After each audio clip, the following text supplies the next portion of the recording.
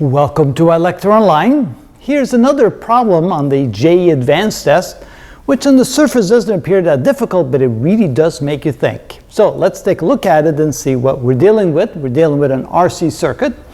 We have in a circuit a metal filament lamp is connected in series with a capacitor of C microfarads across a 200 volt 50 Hz supply. The power consumed by the lamp is 500 watts, while the voltage drop across it is 100 volts. Assume that there is no inductive load in the circuit. Take RMS values of the voltages. The magnitude of the phase angle in degrees between the current and the supply voltage is phi. Assume that pi times the square root of 3 equals about 5.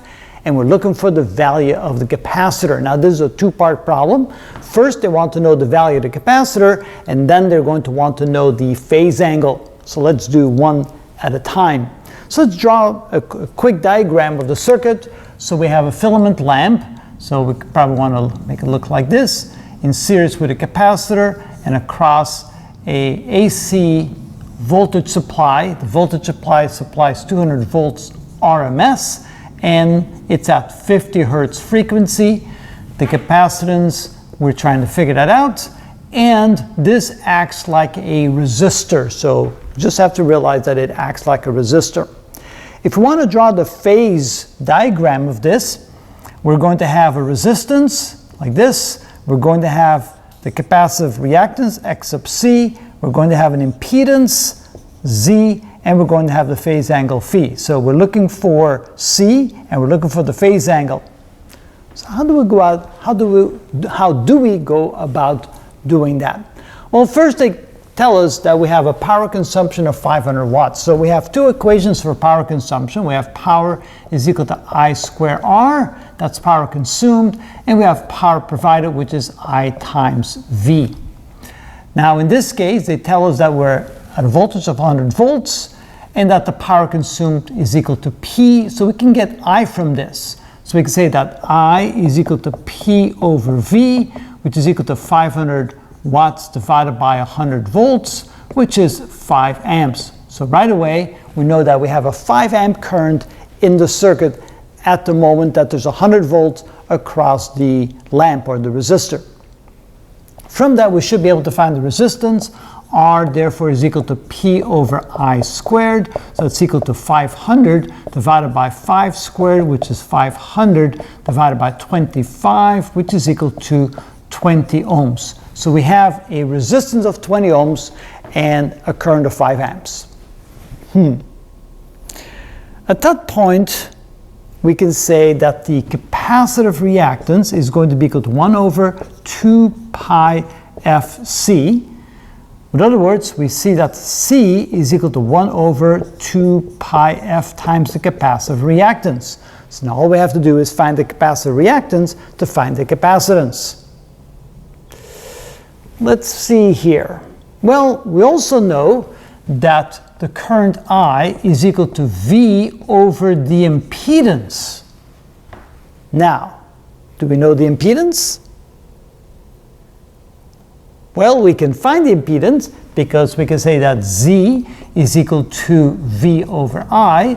And so we take the 200 volts of the power supply divided by the total current, which is 5 amps, that we know that Z equals to 40 ohms. So Z equals 40 ohms and R equals 20 ohms. All right, from that, then using the phase diagram, we can draw the triangle. We can see that we have a triangle that looks like this. We have R, we have Z, and we have X sub C. So from that, we can see that X sub C is equal to the square root of Z squared minus R squared. So it's equal to the square root of Z squared, which is 40 squared, minus R squared, which is 20 squared, which is the square root of 1600 minus 400, which is the square root of 1200, which is the square root of 400 times 3. So that we could write it as the square root of 400 times 3, which is equal to 20 times the square root of 3.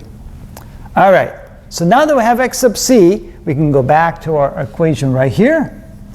And we can then write, let's see if I have enough space here, the capacitance is equal to 1 over 2 pi times the frequency, which is 50, times x sub c, which is 20, times the square root of 3. Now here that approximation where pi times the square root of 3 is equal to 5 comes in handy. So c is equal to 1 over 2 times pi times the square root of 3, which is 5, times 50, times 20. So that would be equal to 1 over 10,000. And if we take the inverse of that, we get c is equal to 100 microfarads. There we go. And so the answer, the value of c is 100 microfarads, is the solution to this part of the problem. Wow. So let's review the steps. We drew a quick diagram to realize we had a resistor and a capacitor in the circuit in series with a 200 volt 50 hertz source.